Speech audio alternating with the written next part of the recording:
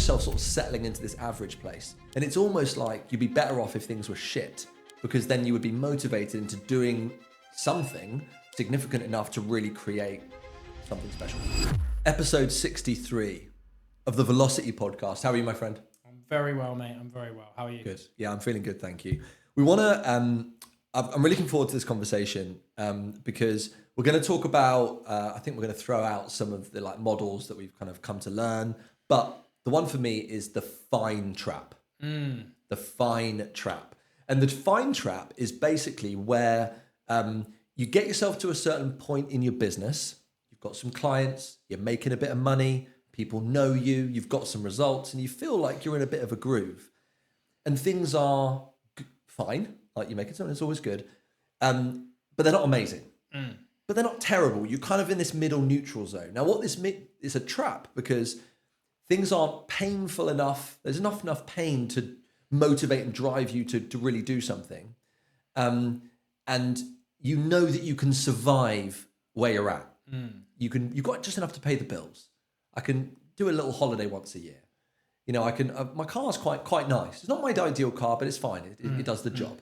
And you find yourself sort of settling into this average place. And it's almost like you'd be better off if things were shit, because then you would be motivated into doing something significant enough to really create something special for you. So the fine trap that's the topic of our chat today. So if you're resonating with that, this might be a good conversation for you to join. Yeah, I want to actually kick this off by saying who this is not, that this style of conversation is probably not relevant for. Yeah. And that's for someone where fine is actually what you want. Because not everybody is weirdly. Yeah, like not everybody wants to do something big, and that's okay. There's nothing wrong with that. But I think what we're going to talk about today is someone that's in the fine trap, but they have this inner. They're still not totally happy with where they're at. Yeah. There's a bit of frustration that they're not at the next phase, or that they've been in this place for a little while, and there's a bloody good reason for that. But here's a little interesting spin on that as well. This is like getting a bit deep, but here we go. Watch out! Here comes David with his thinking again. It's things are fine, and you know they're fine, but you also want more. So I want to be more ambitious. I want more, but in the same breath, there's part of me. There's a little voice in my head that says, "But you're actually okay. Yeah, you're doing quite well. It's fine. There's no problems. There's no fires." And so you sort of recognize that, and you hear that in a voice, and you're like, but I don't want to think like that. There's a voice in my head that's there, and it's talking to me, but I don't want it there. I want to raise my standard. I want to raise my bar. So I think we want to chat about it because we've definitely been in that space to some degree at points in our career. And I think we've definitely been helpful to each other at different points in our journey. But maybe we can share how we personally have managed that and got out of it and stay out of it, because it's a trap that's ever present, and how we help trainers do that as well. Yeah, it's like it's like the level of frustration that you have with where you're at. I kind of liken that. Like that's kind of how it feels for me.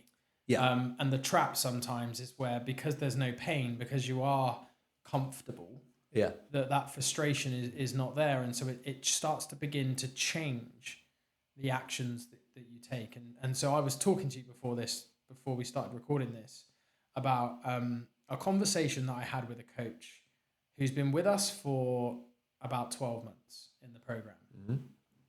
And what I've come to recognize in their behavior is, do you know what, you hit the mic every single time. Listen, it's about fucking 12 inches long. What we noticed is that this person, when they first came to us, they were in a painful position, right? So they were a personal trainer. They'd been a PT for a long time, great coach, but barely paying their bills, starting to question whether fitness was the right thing for them to be doing. Should I go and get another job? It was painful enough for them to do a lot of things, for them to dig deep, to dive into our program, to show up every week to their coaching calls and do the do. And it worked. And they got themselves to about 5K per month in a comfortable position. They can now pay all of their bills. But the problem is that because that felt so fine at that point, they stopped doing the things that got them into that position in the first place. And as time gradually went on, and clients started to leave, and he wasn't that worried about it and wasn't really taking any actions to keep growing the business. All of a sudden, he found himself back into a painful position. And then what happened? The nerves, the energy, the anxiety, the frustration, all of that started to build again, and he took action again. And he got himself back to 5K. And then it dropped again. And then this time, he's just got himself back, and we had this conversation. I was saying, listen, can you see the pattern here? Like, we need to decide, we need to create some aspiration above where you are now, if that's what you really, really want. Like, if you want to stay at 5K, cool. Well, then we need to build a plan that's going to keep you at 5K. But we cannot just keep repeating this cycle of, I'm uncomfortable, I don't like it, so I'm going to do shitloads of stuff. Oh, I'm really comfortable, I'm going to just take my foot off the gas and let it ride. Because that will never happen. Whenever you're standing still, you're one step shy of starting to move backwards. It's inevitable that you'll move backwards. So that's a pattern that I see a lot. And so what we started to do is we need a new way of thinking about this, right? Yeah. And we can't have our external, the kind of material measuring sticks that we use to track our progress, like money or clients, determine our level of comfort or satisfaction. So we have to really, there's a few things that we might do here, but one of them is we need to create a standard or a goal that we're aiming to achieve, but paradoxically that we know we will never achieve. So it becomes more of a mission or an ideal. So what's something that I really believe in, that I want to go and attack and work towards, that I can track an element of progress to, but isn't something that I will achieve, right? And so what you then create is this never-ending journey of progress, which is what you and I have gradually become more and more addicted to. Totally. And we need to be careful, because we've talked about destination anxiety and those kind of pieces, which may be from something you've spoken about quite a bit in the past, that we need to have a way to ground ourselves and like check back and look at, okay, we need to be check what we're grateful for and what we're appreciative of and all the good stuff that we've done.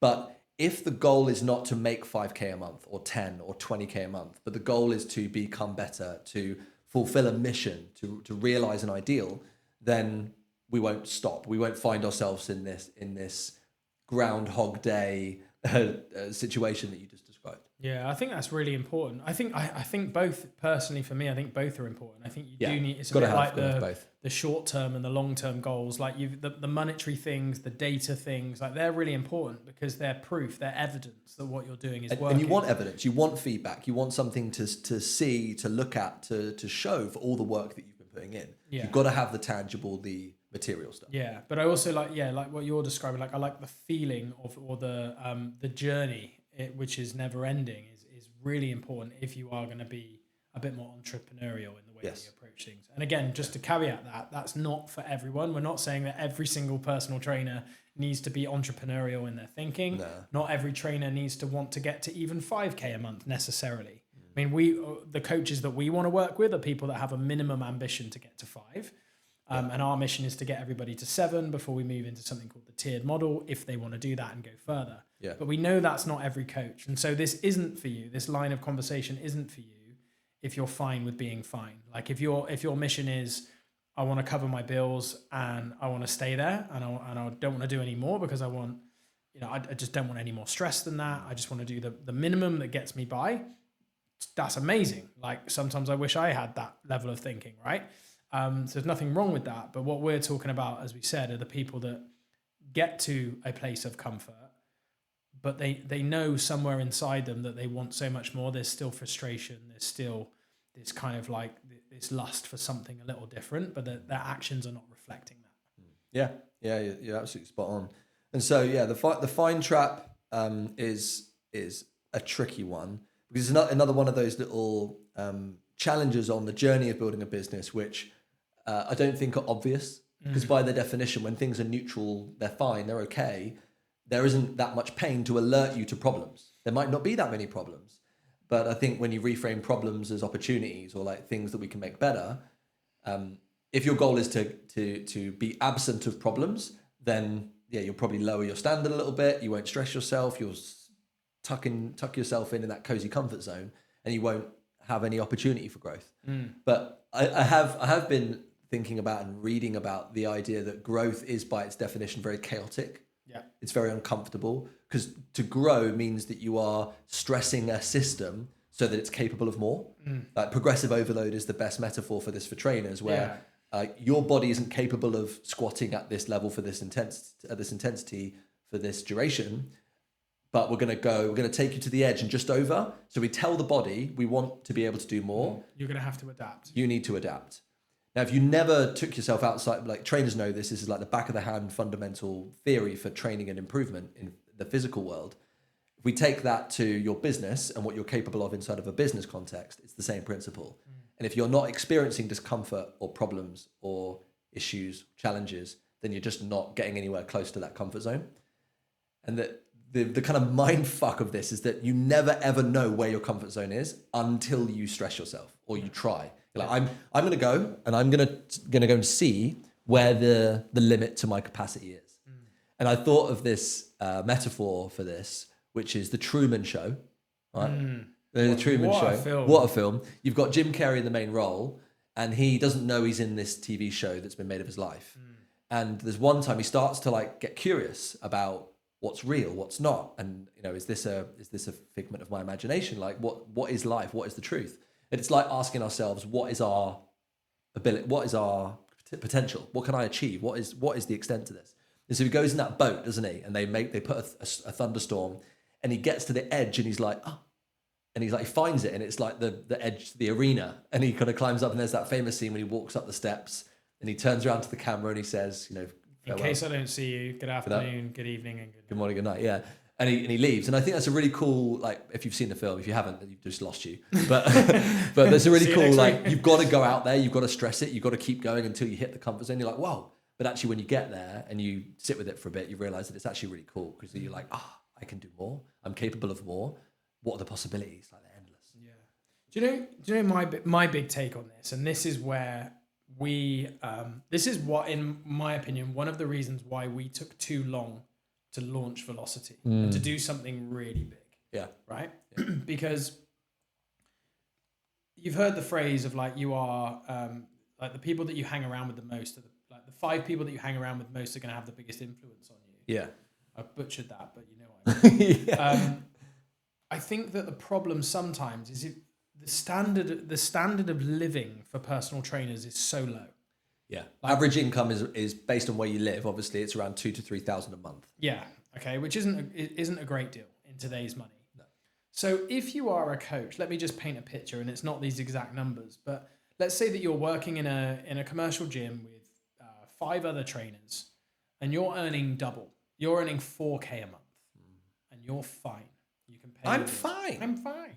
You can pay your bills, and everybody else around you is making 2K a month or less. Yeah. And they're looking up to you, and they're saying, "Wow, David, like you're killing it, mate. You're doing great." Incredible.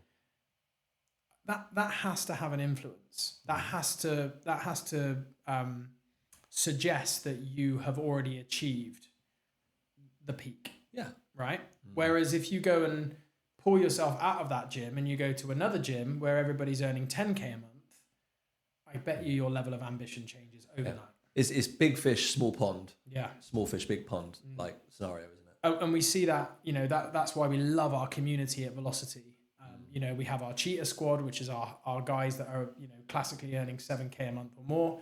Then we have our main program, anybody between 0 and 7K a month. But we see within the community, people pushing each other on, yes. Challenging each other more, answering each other's questions. Like, that happened to me. Spoke to Craig and David, did this. It was amazing. Solved this problem. Hope that's useful. Yeah. And because everybody's in this boat where they're all, going on the same journey, I think it really encourages everybody to step up and to solve problems and to test themselves that little bit more. And again, it's not just about money. It's about this flywheel of progression. Like, I'm going to keep working until I want to give up, until I want to stop personal training. That's important. And what you're talking about is how people exit the fine trap. If you recognize it, and if people are listening, hopefully it's probably this is where they're at. How do I get out of the fine trap? Well, what your advice there is, surround yourself, like change the group, like if you can, even if it's a community on online, or it might be about changing facilities. It might be that you might need to change your environment so that you can stretch yourself. It might be change who you're listening to on social media. But either way, you're trying to change the environment. And something that we learned, and we are very intentional about with our community now, is the plus minus equals thing. And this is one of our methods, if you like, of how we prevent trainers from getting into and remaining stuck in the fine trap. Totally. And it's plus minus equals because we want to make sure every single person in our community has a plus, a minus, and an equals, or at least one. So plus is that someone that's ahead of you on the journey, at least by a couple of steps, so that you've got someone to look up to, someone to aspire to, and to challenge your own standards. You've got an equals, someone else at the same sort of level as you, so that you can go on a journey together with someone. And then a minus of someone who's earlier in the journey than you, that you can be that person for, that you can give back and do the right thing in passing down the knowledge that you've learned and spent energy in accruing to someone that needs it. Someone now needs it more than you do currently.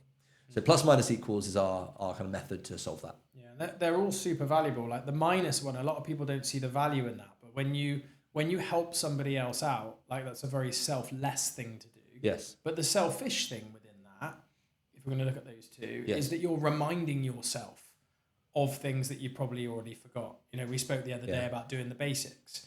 When you help someone that's further behind you on the journey, you remind yourself of what you did to get to where you are today, and that's never a bad thing. And even further to that is that if you really want to understand something, teach it. Yeah, 100%. And there's one thing which is I can read it and I can learn and think about it and understand it. That's one level. The second is I do something with it. Like if I really want to get it, then I do it. I need to execute. But if I want to know it to the deepest level, I need to teach it to others, because that will force me to articulate the ideas in such a way that it has to make sense to someone else. And so that, if we all as everyone at Velocity, everyone that partakes in Velocity from afar without being a client, we appreciate you. But if we can all take that on board and pass on knowledge to people that maybe don't have it yet, then we are contributing to the industry as a whole. Yeah. And so we've got that and the minus. The equals is just a great experience, right? Like you and me have been equals for however many years now. And it's just really good to hear about, I'm also struggling with that. Oh, okay, cool. So I'm not a freak then. Yeah. I'm not a moron. I'm meant to be here. Let's tackle that together. Problem shared is a problem halved, or whatever it might be. So having people at the same level is really, really good. It makes you feel good about yourself that, other people are struggling, or you're able to share things with each other. And then the plus is kind of like, that's our job, right? We step in and we've done this for so long, and we've fucked up a million times in order to find the one thing that really works. And now we've created this system which gets great results. Like, we can be that plus for people. So yeah, we want everybody. It doesn't have to be us, but we want to encourage you guys in terms of staying out of the trap, the fine trap. Getting a plus minus equals in your life is a really good idea. So as we wrap up, mate, here's to staying out of the fine trap. Absolutely. Speak to you again soon.